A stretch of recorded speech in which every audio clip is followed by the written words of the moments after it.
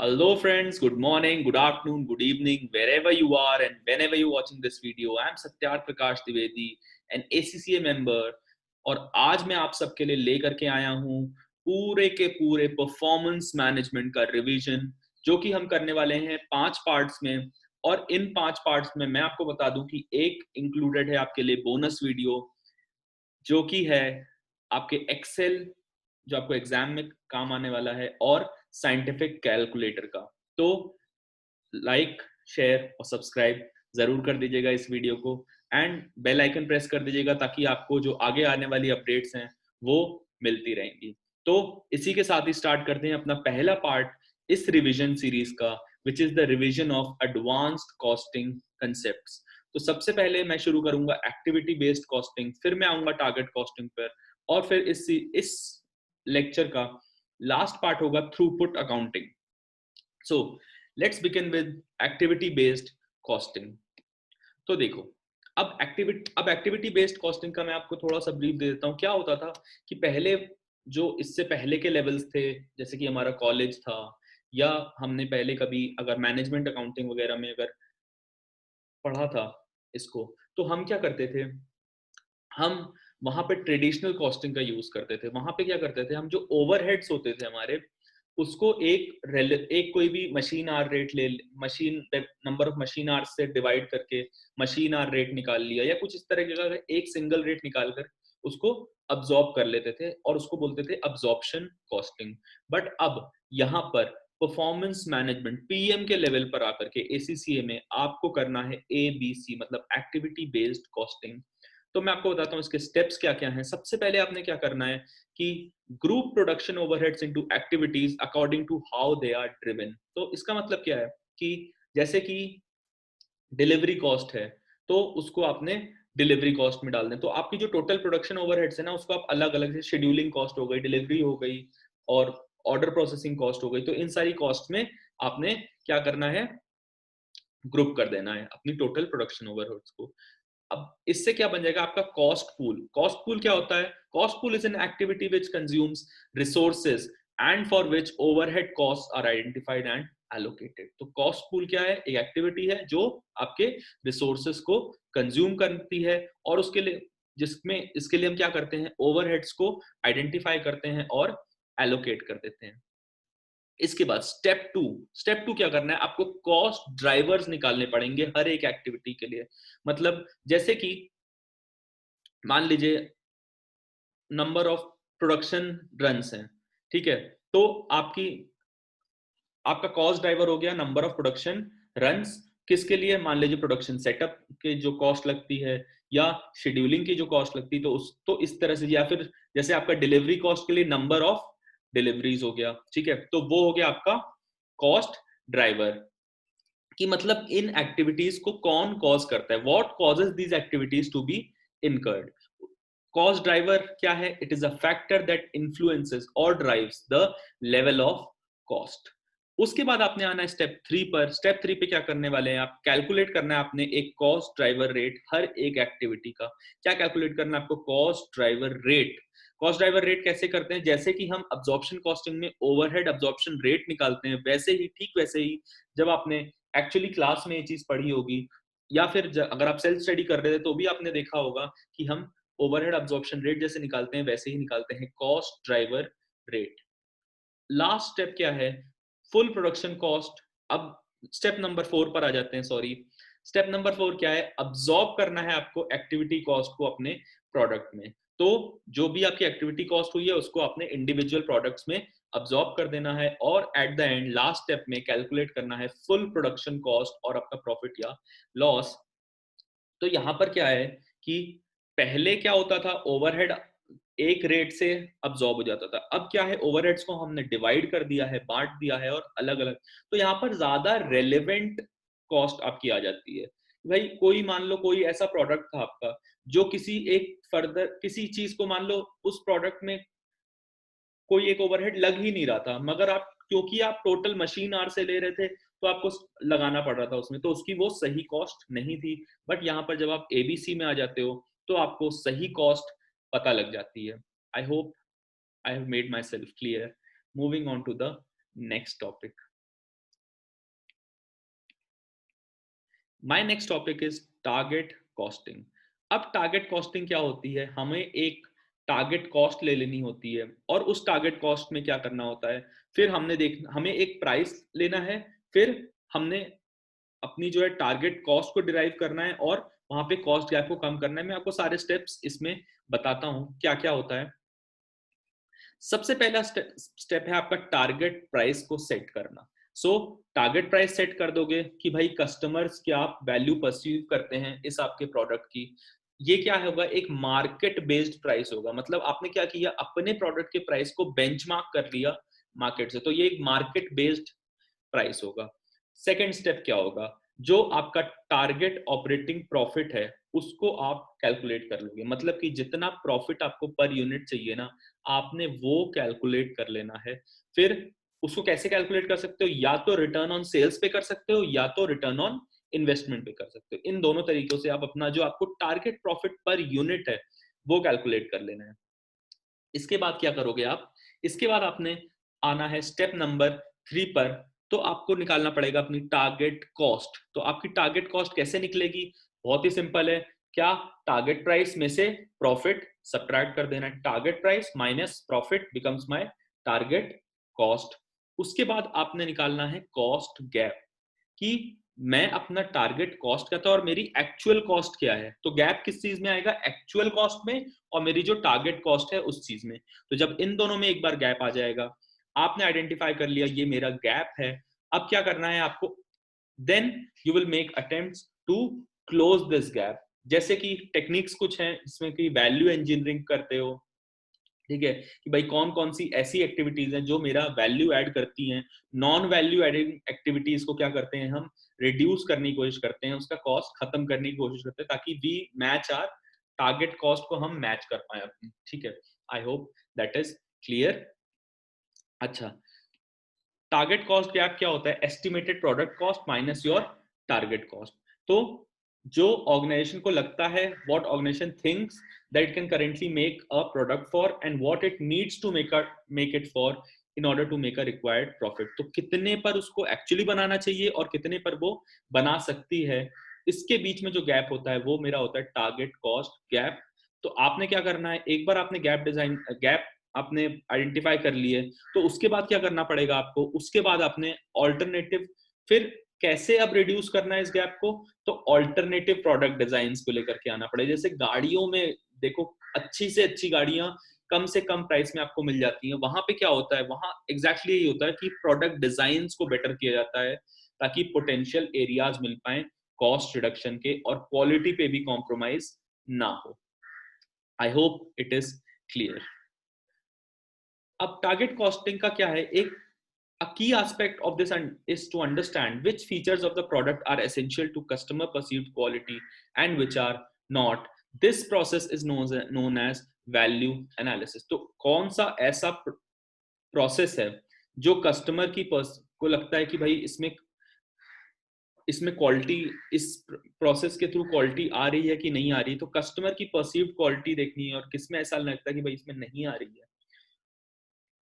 ये काम जब हम करते हैं तो इसको बोलते हैं वैल्यू एनालिसिस। अटेंशन आपको किस पे देखनी है, on reducing the cost of the features perceived by the customer. तो ऐसे फीचर्स जो कि कस्टमर को लगता है कि वो कोई भी वैल्यू ऐड नहीं करते हैं, उनको रिड्यूस करना है। तो ऐसे फीचर जिसमें कस्टमर को लगता है कि कोई भी वैल्यू ऐड नहीं हो रही है, उन ऐसे फीचर्स को रिड्यूस करके आप अपना कॉस्ट गैप कम कर सकते हो। Now there's a note, closing the cost gap by increasing the selling price is not a viable option, क्योंकि आपका प्राइस क्या है, वो मार्केट फोर्सेस, डिमांड और सप्लाई की जो मार्केट फोर्सेस हैं वो डिटरमाइन करती हैं। तो it is not a viable option. Okay, अब प्रॉब्लम क्या है टारगेट कॉस्टिंग के साथ, ठीक है। तो प्रॉब्लम है, एक तो इंटेंजिबल है। सर्विस इंडस्ट्रीज में प्रॉब्लम क्या है टारगेट कॉस्टिंग, आप टारगेट कॉस्टिंग में क्या प्रॉब्लम है, सर्विस इंडस्ट्रीज में क्या दिक्कत आती है। मैन्युफैक्चरिंग में तो ठीक है, आपने कॉस्ट निकाल ली, आपने मार्केट प्राइस निकाल लिया, आपने कॉस्ट गैप निकाल लिया, आपने कॉस्ट गैप भी कम कर दिया। बट जब सर्विस इंडस्ट्रीज में आओगे तो प्रॉब्लम क्या आती है। सबसे पहला है intangibility, services are intangible, can not be touched और सीन। दूसरा है इनसेपरेबिलिटी, जो प्रोवाइड कर रहा है और जो सर्विस को ले रहा है उसके बिना आप उस सर्विस को दे ही नहीं सकते। तो तीसरा है हेट्रोजेनिटी, हर इंसान के सर्विस प्रोवाइड करने की का तरीका और कैपेबिलिटी अलग अलग होगी। जो सर्विस आपको आईफोन प्रोवाइड कर देता है वो सर्विस आपको कोई नॉर्मल फोन नहीं कर पाता। तो वो एक तरह का जो अच्छा, आईफोन तो फिर भी एक प्रोडक्ट है। मैं ये कहता हूँ मान लो कोई ऐप है, मान लो पबजी है, तो पबजी आपको जो सर्विस प्रोवाइड कर देता है वो आपकी और कोई भी नहीं कर पाता है। उसके बाद आती है पेरिशेबिलिटी, तो सर्विस स्टोर नहीं हो सकती, पेरिशेबल है।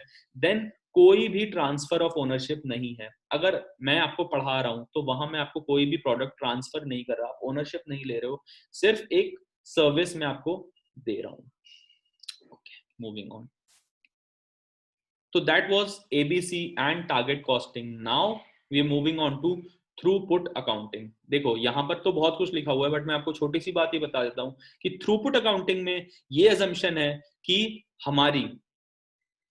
हमारी सिर्फ एक वेरिएबल कॉस्ट होती है, जो कि होती है हमारी मटेरियल कॉस्ट, और मैं उसी का यूज करके अपना थ्रूपुट निकालता हूं। तो थ्रूपुट क्या होता है? It is sales revenue minus my direct material cost. What is throughput? Sales revenue minus the direct material cost. I hope that is clear. ठीक है। लेबर को क्यों नहीं मानते हैं वेरिएबल? क्योंकि काफी सारे एम्प्लॉय सैलरीड हैं, और अगर पर यूनिट पर भी करोगे तो उनको कभी कभी क्या होता है कि मिनिमम वेज गारंटीड होती है, इसलिए हम लेबर को वेरिएबल कॉस्ट नहीं मानते हैं। ठीक है। अब क्या क्या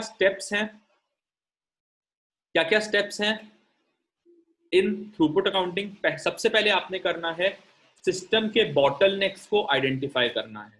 जब एक बार आपने सिस्टम के बॉटलनेक्स एक तरह से लिमिटिंग फैक्टर्स होते हैं, जो कि हमारे ऐसे फैक्टर जो हमारे प्रोडक्शन को लिमिट कर रहे हैं, तो दैट इज बॉटलनेक। उसके बाद क्या करना है, मैंने ये देखना है कि मैं कैसे उन बॉटलनेक्स को एक्सप्लॉइट करूंगा। देन थर्डली, मैं सबऑर्डिनेट करूंगा everything else to the decision in the step 2। तो एक बार अगर मैंने आइडेंटिफाई कर लिया बॉटलनेक को और ये डिसाइड कर लिया कि मैं कैसे एक्सप्लॉइट करने वाला हूं, मान लो लेबर इज माय बॉटलनेक, तो मैं ये देखूंगा कि मैं कैसे बेस्ट यूज करूंगा अपने लेबर का फॉर ऑप्टिमम प्रोडक्शन। फिर बाकी सारी चीजों को मैं सबऑर्डिनेट कर दूंगा for the two the decision in step 2, और फिर एलिवेट कर दूंगा सिस्टम के बॉटलनेक को। तो जब एक बार एलिवेट कर दिया मैंने सिस्टम के बॉटलनेक को, मतलब बॉटलनेक को हटा दिया, तो बॉटलनेक अगर ब्रेक हो गया तो मैं फिर से जाऊंगा स्टेप 1 पे और फिर दोबारा से आइडेंटिफाई करूंगा कि सिस्टम के बॉटलनेक क्या है। अब यहाँ पे क्या होता है कि देखो, जो मेरे बॉटलनेक्स होते हैं ना, मैंने मान लो एक बार लेबर की प्रॉब्लम थी, लेबर मेरा बॉटलनेक था, मैंने अगली बार लेबर को सॉल्व कर दिया, ऑप्टिमम प्रोडक्शन नहीं, सॉल्व कर दिया, मतलब जितनी लेबर चाहिए उतनी ले आया। तो अब किसी और चीज की प्रॉब्लम होगी, अब शायद मशीन आर्स की प्रॉब्लम हो जाएगी, फिर किसी और चीज की प्रॉब्लम हो जाएगी, तो मुझे उस तरह से बॉटलनेक्स हर बार नए मिलते रहेंगे। ठीक है, मूविंग ऑन। अब देखते हैं थ्रूपुट अकाउंटिंग रेशियो क्या होती है। जब भी एक बॉटलनेक रिसोर्स होता है तो परफॉर्मेंस को मेजर किया जाता है in terms of throughput for each unit of bottleneck resource consume. ठीक है, तो तीन रेशियोज हैं, तीनों इंटर रिलेटेड हैं। सबसे पहला है आपका थ्रूपुट पर फैक्ट्री आर, मतलब रिटर्न पर फैक्ट्री आर। तो थ्रूपुट पर यूनिट कर लोगे, कैसे करोगे? Sales minus the material cost. तो sales minus material cost is your throughput per unit, और उसको डिवाइड कर दोगे किससे? Products time on the bottleneck resource. उसको डिवाइड कर दोगे प्रोडक्ट्स टाइम, जितना टाइम लग रहा है ऑन द बॉटलनेक रिसोर्स। फिर दूसरी रेशियो आती है मेरी cost per factory are.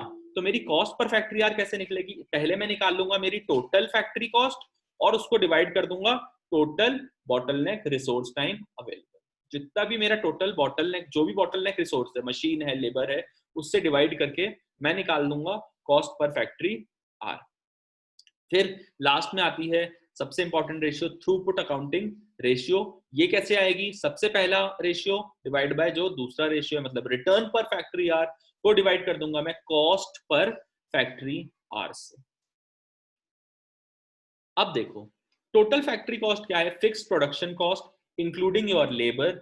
The total factory cost may be referred to as operating expenses. जो आपके ऑपरेशन में एक्सपेंसेस हो रहे हैं उसको बोलूंगा मैं टोटल फैक्ट्री कॉस्ट। ये होंगे जो प्रोडक्शन या फैक्ट्री की कॉस्ट होंगी, सिर्फ वही होंगी। ये एग्जाम में आपने ये देखना है कि अगर क्वेश्चंस इंक्लूड करते हैं cost not related to production, जैसे कि मार्केटिंग कॉस्ट दे देता है, तो आपने उसको रेशियो में इंक्लूड नहीं करना है। प्लीज प्लीज प्लीज दोबारा आपको बता रहा हूं कि अगर एक बार एग्जाम में होता है मार्केटिंग कॉस्ट, वो आपकी ऑपरेटिंग कॉस्ट नहीं है, तो आपको उसको रेशियो में इंक्लूड नहीं करना। अब बात आती है कि थ्रूपुट अकाउंटिंग रेशियो को इंटरप्रेट कैसे करना है। तो भाई अगर थ्रूपुट अकाउंटिंग रेशियो मेरी 1 से ज्यादा है, तो क्या सजेस्ट करता है कि जो थ्रूपुट है वो प्रोडक्शन या ऑपरेटिंग कॉस्ट से ज्यादा है, तो प्रॉफिट होगा। प्रायोरिटी देनी होगी हमको किसको, it should be given to the product generating the best ratios. तो जिसके भी 1 से ज्यादा है उसको प्रायोरिटी देनी पड़ेगी आपने। अगर 1 से कम है तो इसका मतलब थ्रूपुट इनसफिशिएंट है ऑपरेटिंग कॉस्ट को कवर करने के लिए, और वहां पे आपको लॉस हो रहा होगा। ठीक है, अब ये तो थी मेरी एक प्रोडक्ट की बात, मगर अब मैं करने जा रहा हूं मल्टी प्रोडक्ट डिसीजन मेकिंग। और दोस्तों ये बहुत ही सिमिलर टॉपिक है किस चीज से, की फैक्टर एनालिसिस, जो हम लिमिटिंग फैक्टर्स में करेंगे ना, उससे बहुत ही सिमिलर है। बस बात ये है कि यहाँ पर वहां हम कंट्रीब्यूशन लेते हैं, यहाँ हम थ्रूपुट लेंगे। तो अब सबसे पहले हमने बॉटलनेक आइडेंटिफाई कर लिया है। आइडेंटिफाई करना है आपने बॉटलनेक कंस्ट्रेंट को। सेकेंडली क्या करना है आपने, थ्रूपुट पर यूनिट कैलकुलेट करना है। और फिर से मैं बता रहा हूं थ्रूपुट पर यूनिट में क्या होगा, sales minus the material cost, क्योंकि सिर्फ और सिर्फ एक कॉस्ट आपकी वेरिएबल है, which is your material cost. फिर क्या करना है, throughput per unit of the bottleneck resource, मतलब जैसे वहां पर contribution per unit of the labour hour या मशीन आर करते थे ना, यहाँ पर जो बॉटलनेक रिसोर्स है उसका पर यूनिट निकालना है throughput per unit of the bottleneck resource for each product.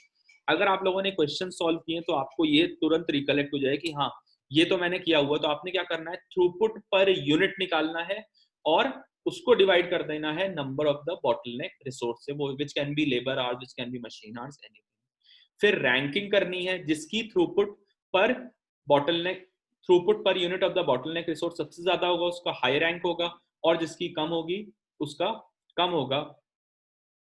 अगर वैसे रैंकिंग नहीं कर रहे हो तो थ्रूपुट अकाउंटिंग रेशियो के बेसिस पर भी रैंकिंग कर सकते हो। थ्रूपुट अकाउंटिंग रेशियो के बेसिस पर भी रैंकिंग, जिसकी सबसे ज्यादा उसको फर्स्ट रैंक, जिसकी सबसे कम उसको लास्ट रैंक। फिर क्या करना है आपको, फिर सिंपली आपको एलोकेट कर देना है रिसोर्सेस को यूजिंग दिस रैंकिंग, एंड फिर क्वेश्चन को आंसर कर देना है। I hope I have made my point clear. ठीक है, so that was your revision of the advanced costing concepts or the advanced costing methods. Now we will meet in the next part, which will be your syllabus area C.